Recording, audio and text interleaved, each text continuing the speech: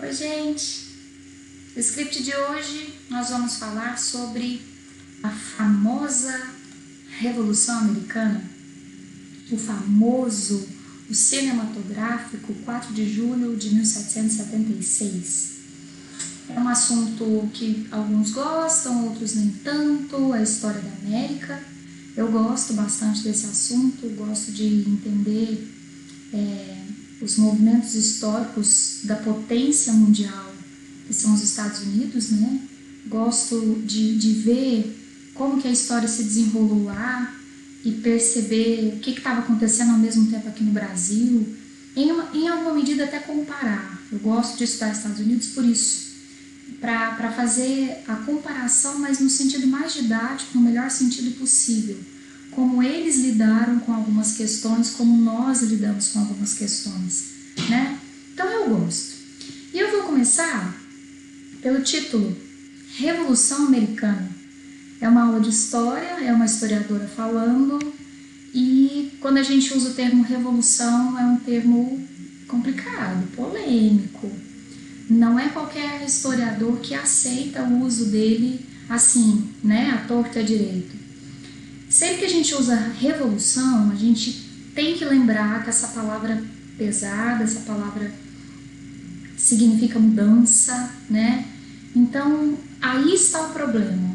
Para alguns estudiosos, esse movimento que vai acontecer, essa data, né, esse marco histórico de 4 de julho de 1776, não foi uma revolução, né? Não mudou muita coisa. Os Estados Unidos permanece com traços da sua estrutura colonial mantidos. Poucas coisas vão ser alteradas. Claro, politicamente a principal mudança vai deixar de ser uma colônia, vai romper os seus laços com a Inglaterra, mas a economia já tinha uma liberdade, já funcionava de um jeito, e isso vai ser mantido. A independência que as 13 colônias tinham, de alguma forma com o federalismo, lá no final da aula você vai entender isso, também vai ser mantido, né? Então, por isso que em alguns livros, ao invés de encontrar Revolução Americana, você vai encontrar independência das 13 colônias, para se referir ao mesmo assunto, ao assunto da aula de hoje, Revolução Americana ou independência das 13 colônias.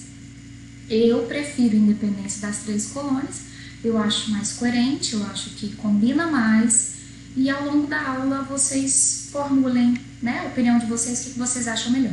Mas os dois jeitos tá certo, você vai encontrar nos livros, tranquilo.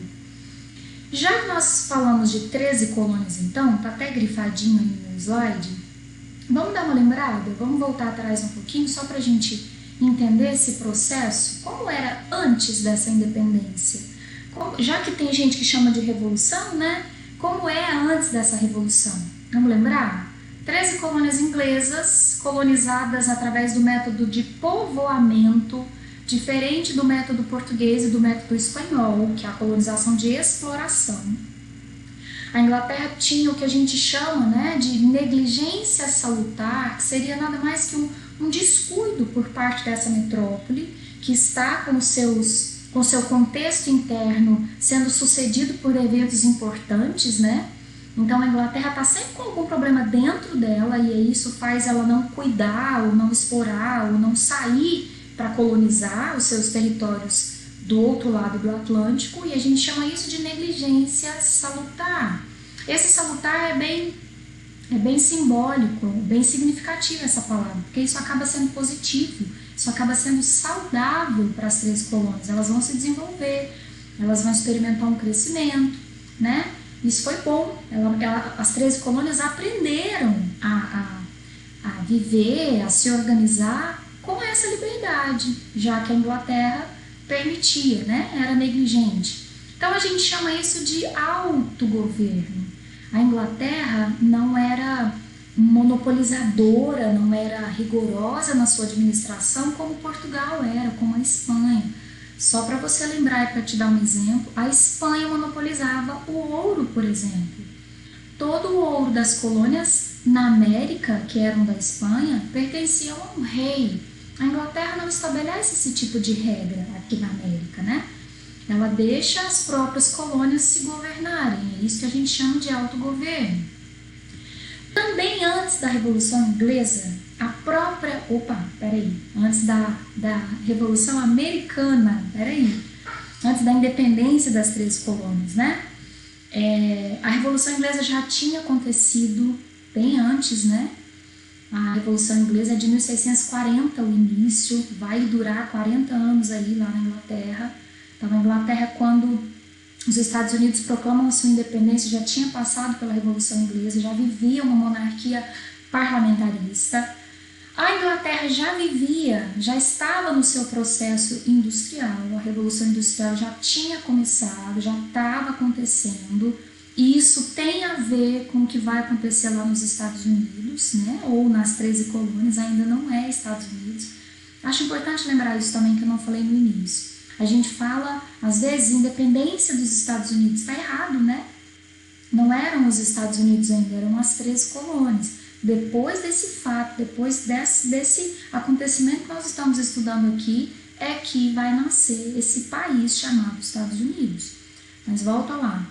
Revolução Industrial, a gente escolhe o marco, o ano de 1750, para dizer que é o ano da Revolução Industrial. Claro que não é o ano exato, né? Começa antes, é um processo, a noção de processo para a história é muito cara.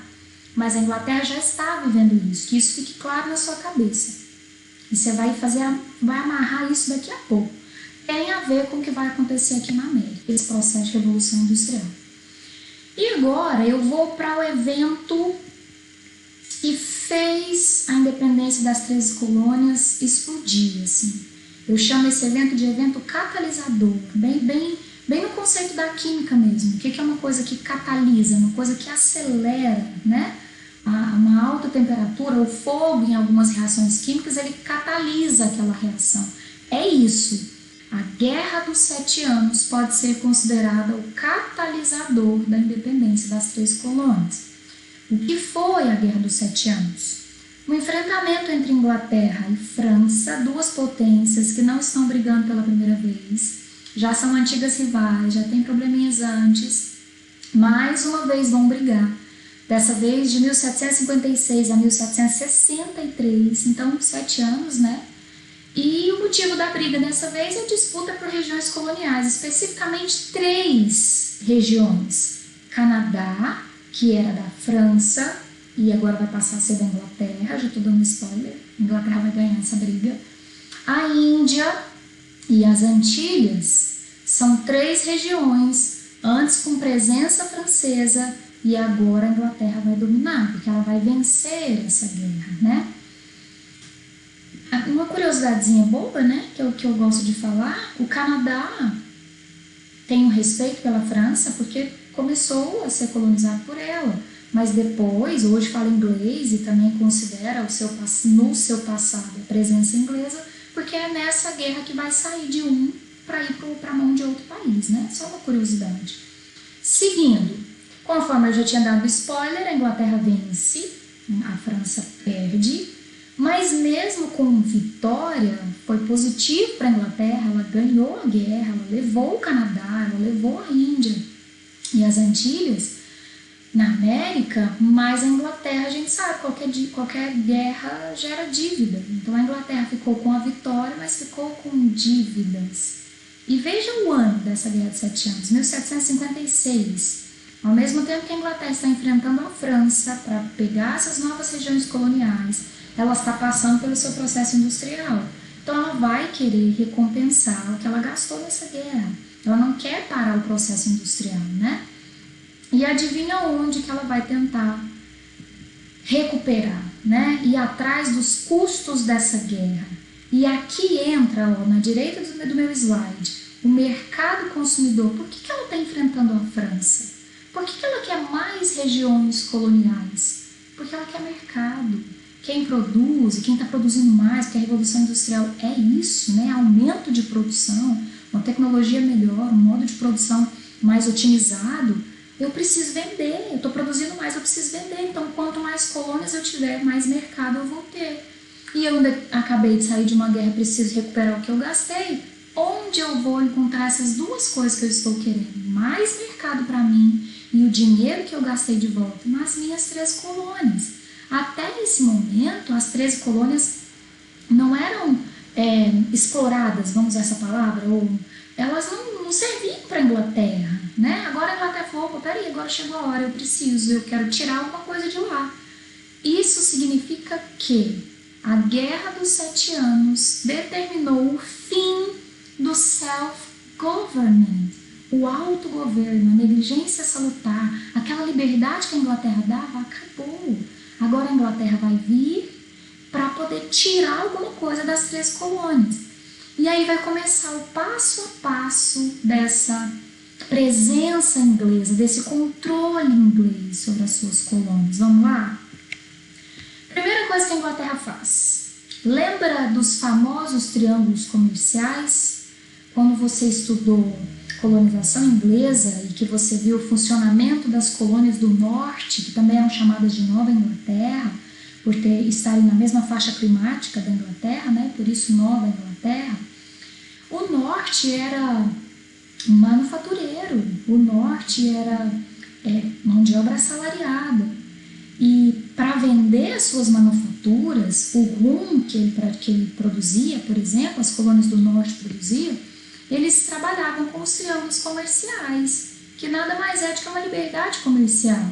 Eu compro açúcar aqui das colônias espanholas na América Central, eu trago aqui para minha região, colônias do norte, produzo o rum, eu pego esse rum, levo para a África, eu troco o rum, que é uma bebida alcoólica, por escravos, eu vendo esses escravos para as Antilhas e aí eu vou fazendo dinheiro, né? As colônias espanholas me compram, eles têm mão de obra escrava, eles me compram esses escravos e assim eu estou fazendo dinheiro. Primeira coisa que a Inglaterra faz, estão proibidos os triângulos comerciais. O norte já não gostou, porque eles sobreviviam através deles, né? Começou o controle inglês, começou a proibição da mamãe Inglaterra. Mas, logo na sequência, a imposição da Lei do Açúcar, também chamado de Sugar Act, ou Lei do Açúcar, né, em 1764. O que foi essa Lei do Açúcar? Proibição da importação do açúcar não inglês. Até esse momento, as colônias inglesas tinham liberdade de comprar açúcar diretamente das colônias espanholas.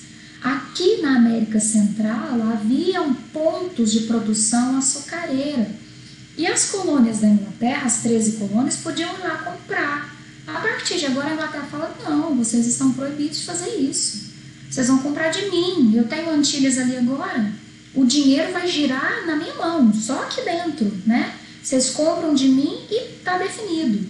Não é mais permitido importar um açúcar que não fosse de origem inglesa, de uma colônia inglesa. Repare, segunda intromissão inglesa. Segunda atitude que com certeza não está sendo bem vista pelos colonos. Eles estão acostumados com uma liberdade, que de repente, do nada, depois de uma guerra, acabou. Segue, Lei do Selo, em 1765, e foi uma obrigação de colocar selos que seriam vendidos pela Inglaterra em qualquer material impresso que circulasse na colônia. Vamos pensar aqui, mas para que isso? Só para ganhar dinheiro? Eu vou vender selo não vai dar dinheiro. Pensa um pouquinho mais longe. Quando eu vou comprar esse selo, eu também tenho interesse de conhecer, de tentar controlar o que está circulando de impresso. Lembre-se, galera, você acabou de estudar isso, que século XVIII é o século das luzes. As ideias do iluminismo estão se espalhando. Então, eu ter um controle sobre os materiais impressos que estão circulando dentro da minha colônia é interessante para mim. Então, não é só uma questão de fazer dinheiro, é de controlar, né? Uma coisa que a Inglaterra nunca tinha feito, né? Aquela negligência salutar não existe mais. Mais uma lei, Lei do Aquartelamento, que era a obrigação de dar alojamento às tropas metropolitanas. O que isso significa? Chegou um soldado da Inglaterra, ele vem para morar, ele vem patrulhar aqui, eu tenho que dar pouso para ele. Eu vou ter que oferecer a minha casa para ser um hotel para ele. Tá, Jane, qual o problema disso? Escuta, antes eu não tenho essa presença, esse patrulhamento inglês aqui. Qual era a postura inglesa? Vai e povoa. Eu tô sendo negligente, eu tô cuidando dos meus problemas internos. Vai para lá, te dou liberdade. De repente ela começa a mandar patrulhamento e eu ainda sou obrigada a dar alojamento para essas tropas. Vocês estão percebendo? Parece uma coisa boba, eu vou dar pouso, eu vou alojar a galera que tá chegando. Mas agora existe força militar inglesa no meu território, com o interesse de fiscalizar, né? Com o interesse de controlar, o que não existia antes, ou não nessa intensidade. Em 1767, mais uma lei, Townshend Acts. Esse nome vem do deputado, né, do parlamentar que propôs, o Sr. Charles Townshend, e daí Townshend Acts. Nada mais é que novos impostos, mais fonte de renda para a Inglaterra. Imposto sobre o papel, imposto sobre vidros, imposto sobre tinta, fonte de renda. Agora vocês vão me pagar pela circulação do papel, vidro, tinta, novos impostos. Volta aqui. Com esse Townshend Acts, com esses novos impostos, há a primeira reação por parte dos colonos. Vamos lembrar? Já tinha terminado os triângulos comerciais, já tinha vindo a lei do selo, já tinha vindo a lei do açúcar antes da lei do selo, já tinha vindo a lei do aquartelamento e agora os novos impostos. Aí os colonos resolveram, mas peraí, nós estamos aceitando isso tudo de boa, vamos deixar assim? Não, vamos fazer alguma coisa? Vamos fazer uma manifestação pacífica? Vamos pedir para conversar? Mas essa primeira reação dos ingleses ficou conhecida como o Massacre de Boston. Não porque eles fizeram esse massacre, mas pela forma como eles foram recebidos pelos soldados ingleses. Quando eles partem para uma passeata pacífica, eles são recebidos no tiro pelos soldados ingleses, né?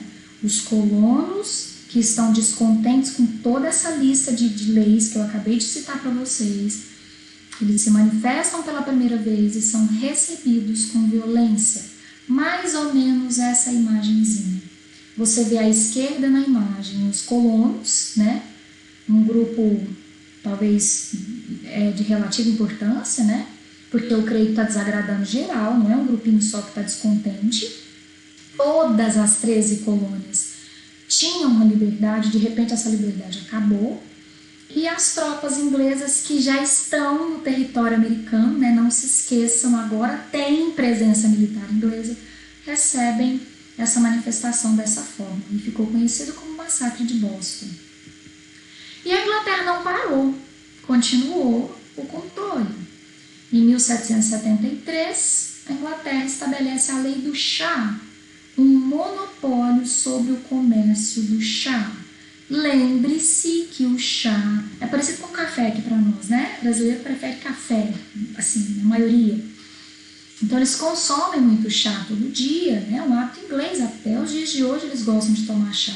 E já nessa época também era assim. Então o chá era uma fonte de renda, quem vende chá ganha dinheiro. O que a Inglaterra fez? Vocês não vão comprar e nem fazer chá, vocês não vão comprar de quem vocês quiserem, nem vão fazer com toda a liberdade que eu sempre dei. Agora vocês vão ter que comprar de mim. Eu tenho um monopólio.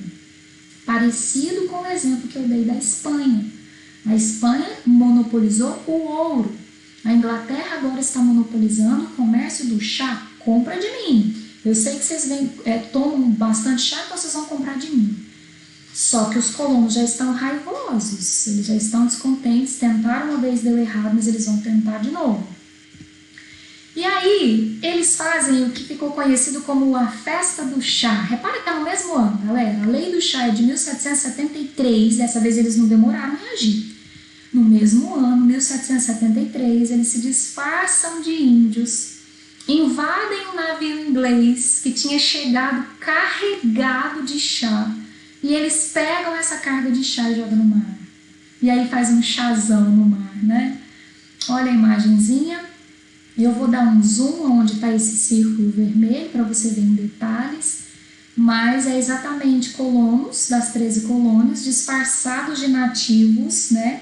Para desviar o castigo, né, para não tomar a culpa para si e falar que eram os índios que estavam fazendo isso, disfarçados de índios, estão jogando a carga de chá no mar e fazendo um chazão, só que com água salgada. Deve ter ficado legal.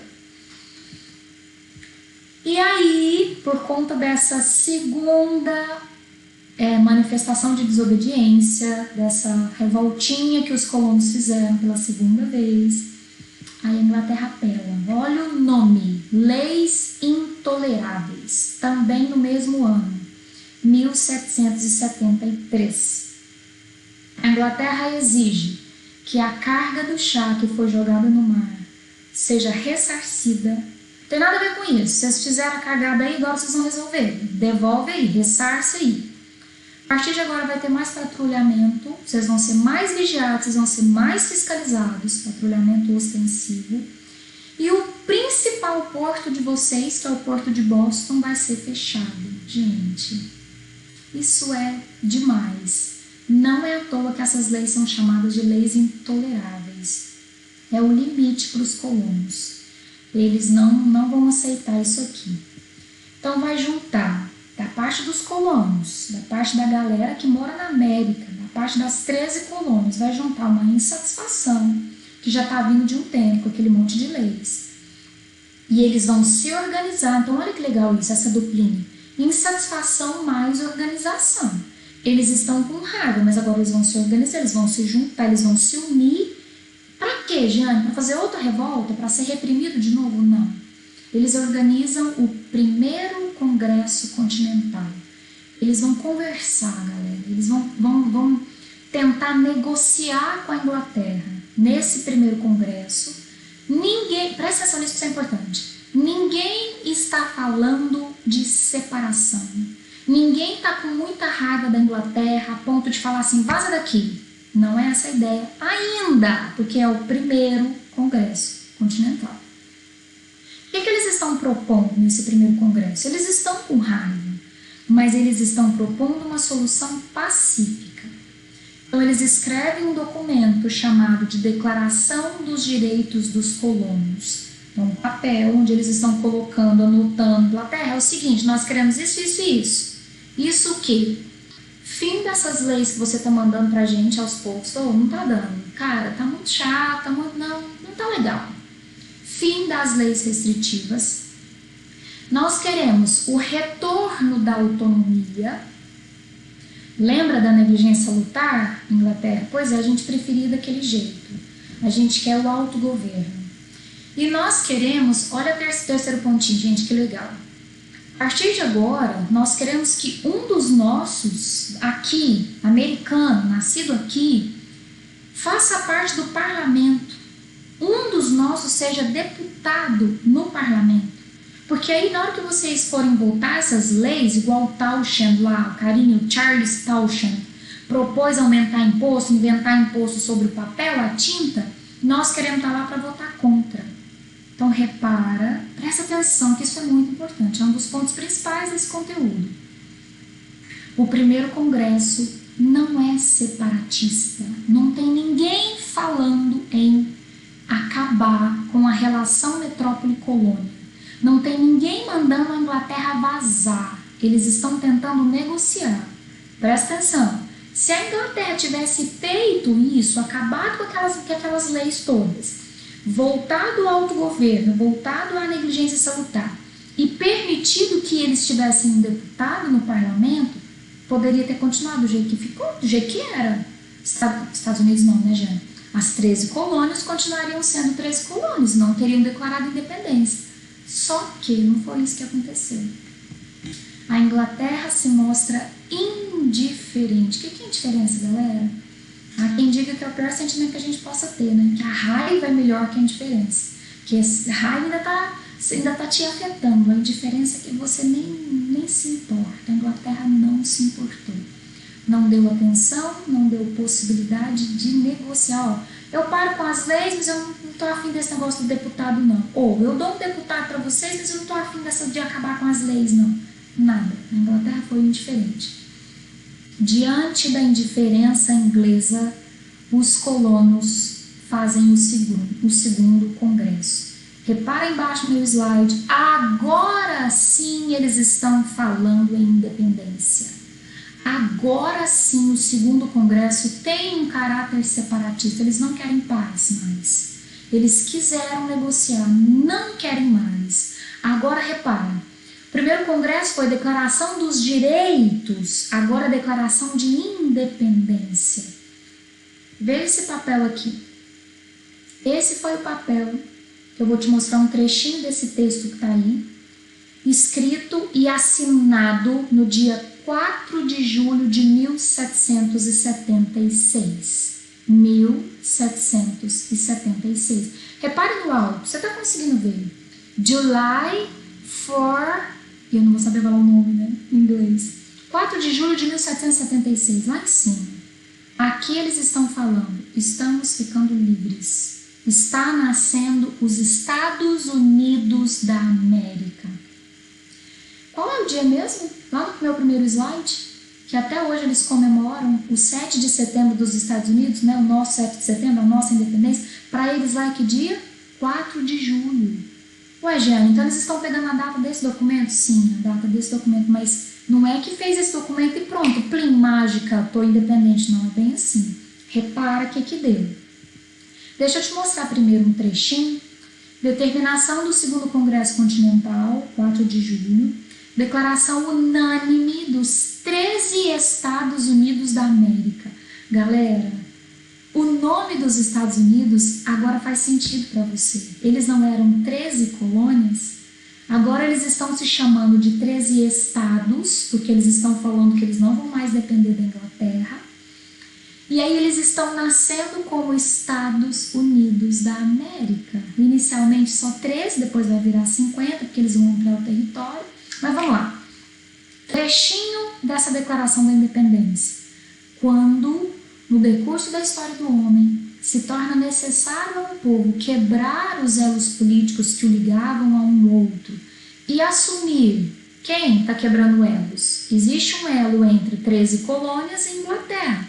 O que eles estão falando? Agora está necessário para nós quebrar esse elo. De entre os poderes terrenos, o estatuto de diferenciação e igualdade ao qual as leis da natureza e do Deus da natureza lhe conferem direito, o respeito que é devido perante as opiniões da humanidade, exige que esse povo declare as razões que o impelem à separação. Sabe o que os estudiosos veem nessa declaração? Uma influência muito grande do Locke, o iluminista Locke, o direito à rebelião do Locke. Lembra dele defender que nós temos o direito de revolta, que se o nosso governante, se aquele que nos governa não faz o que a gente quer, nós podemos nos revoltar. É isso que está aí, nas entrelinhas desse documento você vê Locke. Olha para você ver um inglês, o iluminismo influenciando a galera da América. Eles estão se sentindo no direito. Galera, em tempos de absolutismo, eu sei que a Inglaterra não era mais, mas em tempos de absolutismo, alguém teria direito de rebelião? Não, podia ser preso. É o iluminismo que traz essa mentalidade diferente de você pode se revoltar? Sim, é seu direito. Locke está aí. Então vamos lá, que eu estava falando. A data aqui é 4 de julho de 1776, que é a data que eles comemoram até hoje. Certo? Vem comigo. A decisão que eles tomam, o papel que eles assinam lá em 4 de julho, não é uma mágica. A Inglaterra vai resistir, galera. A Inglaterra não vai aceitar de primeira. Então o que vai acontecer? Eu quero, a Inglaterra não quer. Briga. E isso vai rolar alguns aninhos de guerra. De 1776 a 1781 eu vou ter enfrentamento com a Inglaterra. As 13 colônias contra a metrópole Inglaterra. Você deve estar pensando, certeza que os Estados Unidos... Não é Estados Unidos ainda, já. Se bem que agora já tem um documento, agora é, né? Os Estados Unidos perdeu, Jeane, fala sério. A Inglaterra, poderosa, potência, industrializada, mas os Estados Unidos não estão sozinhos. Veja de onde apareceram os amigos dos Estados Unidos. E se você reparar, cada um desses países tem um motivo para estar aí do lado dos Estados Unidos. Na hora do aperto a gente conhece quem é amigo da gente, né? Pois é. Vamos lembrar a França? A França é uma antiga rival. Guerra dos 100 anos da Inglaterra foi com a França. Então não é a primeira vez que está que a França odeia a Inglaterra. A França acabou de sair da Guerra dos 7 Anos, não foi? A Guerra dos 7 Anos que catalisou a independência das 13 colônias. Então a França perdeu o Canadá, a França perdeu a Índia, a França perdeu territórios nas Antilhas. A França está odiando a Inglaterra, por isso que ela vai apoiar os Estados Unidos. A Espanha, lembra da guerra com a Espanha, que a Inglaterra tomou a Jamaica? A Espanha também ficou com isso entalado. E a Holanda, galera, Cromwell, Oliver Cromwell, e o seu famoso ato de navegação, ele acabou com a Holanda. Quando ele monopoliza o frete marítimo, né, o transporte marítimo, a Holanda ganhava dinheiro com isso, e a Inglaterra se mete nesse negócio da Holanda. A Holanda tem ressentimentos com a Inglaterra, por isso que ela vai vir apoiar os Estados Unidos. Então vão ser 4 contra a Inglaterra. E aí os Estados Unidos vão vencer. Em 1783, a Inglaterra reconhece a independência dos Estados Unidos. Reconhece que perdeu, que realmente os Estados Unidos não são mais colônias dela, né? Esse Tratado de Versalhes, eu preciso falar, um monte de aluno faz essa confusão. Tem 2 na história. O que terminou a Primeira Guerra Mundial, né, que encerrou a Primeira Guerra Mundial até de uma forma bem desastrosa, mas ele é lá de 1919, bem mais pra frente, tá? Esse aqui é o Tratado de Versalhes, também chamado Tratado de Paris. É o tratado que põe fim à guerra entre Estados Unidos e Inglaterra, e a Inglaterra reconhece que perdeu e reconhece que os Estados Unidos agora são independentes dela, ok? Nesse tratado, além de reconhecer que perdeu, reconhecer a independência, a Inglaterra doa terra para os Estados Unidos. Vem comigo para esse mapa. Você está vendo aqui, ó, que essa parte laranjinha mais clara são as 13 colônias originais, né? Bem no início lá. Quando os ingleses chegam aqui, eles só ocupam esse litoral. Então você teria as colônias do norte aqui, as colônias do sul aqui. Aí, tá vendo essa parte de marronzinho, talvez mais clarinho aqui, ó? Leia aqui comigo, ó, Treaty of Paris, 1783, Tratado de Paris, que eu acabei de falar que é outro nome do Tratado de Versalhes. Esse pedaço do território foi cedido pela Inglaterra. Falou assim, já que eu perdi mesmo, pega esse território tudo aí para vocês, eu tô cedendo, né? Foi uma cessão da Inglaterra também no Tratado de Versalhes. Mais adiante a gente continua estudando a história dos Estados Unidos e aí vocês vão ver como que os Estados Unidos conquistou isso aqui tudo, né? Esse mapa aqui já dá uma dica, eu vou pegar esse pedaço do México, vou enfrentar o México, vou comprar esse aqui da Espanha, a Flórida era da Espanha, vou comprar esse aqui do Napoleão Bonaparte, mas enfim, depois a gente estuda isso. Por agora eu só quero que vocês vejam que inicialmente eram esses territóriozinhos aqui do litoral, as 13 colônias, e agora a Inglaterra cedeu essa parte marronzinha também. Então, perdeu a Inglaterra, ganhou os Estados Unidos, nasceu essa potência que está aí governando o mundo hoje, né? Em 1787, portanto, 4 anos depois do Tratado de Versalhes, que a Inglaterra reconheceu que perdeu, os Estados Unidos elaboram a sua Constituição, que vigora até hoje, eles nunca mudaram de Constituição. E nessa Constituição, ao contrário do que o Brasil fez, porque quando a gente ficou independente de Portugal, a gente escolheu a monarquia, eles não escolheram monarquia, eles escolheram a república como forma de governo e o presidencialismo, né, como regime. Então, eles são uma república presidencialista até hoje, nunca mudaram isso. Tem voto, mas é censitário, isso depois mais pra frente na história deles vai ser mudado.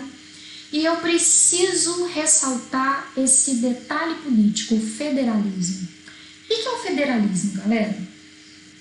É quando você dá liberdades, autonomias para cada estado que compõe um país. A gente costuma falar os estados da federação.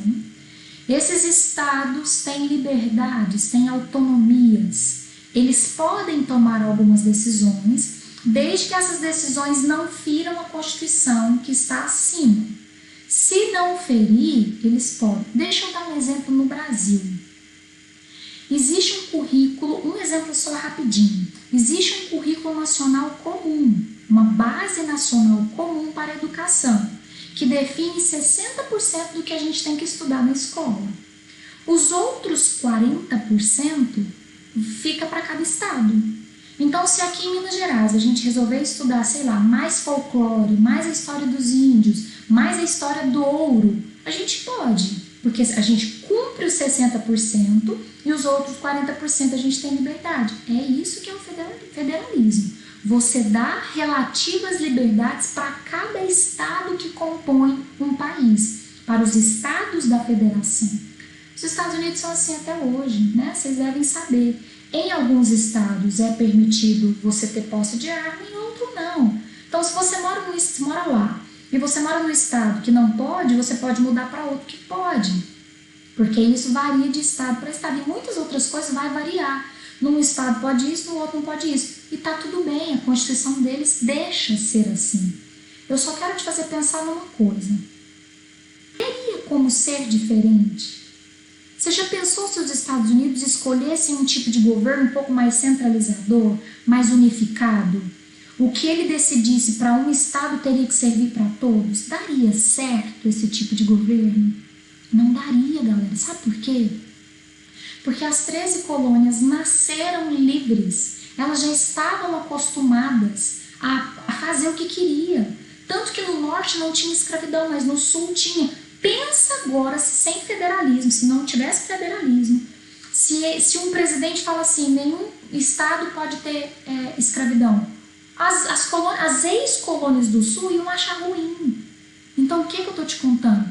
O federalismo era o caminho, senão os Estados Unidos precipitaria um problema interno.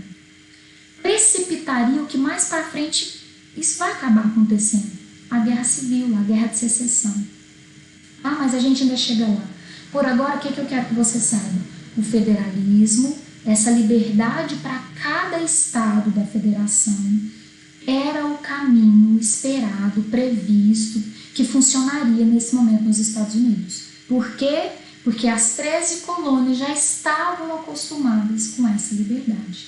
Ok? Mais adiante, né, conforme eu falei, eles vão ampliar o território, vai guerrear, vai comprar, enfim, e aí eles vão aumentar de 13 estados para 50 estados, e aí eu finalizo aqui com essa curiosidadezinha. Repara aqui, as 50 estrelas da bandeira vão indicar os 50 estados que compõem os Estados Unidos. Se fosse na época da independência, lá em 1776, ao invés de 50 estrelas, teriam só 13 estrelas, né?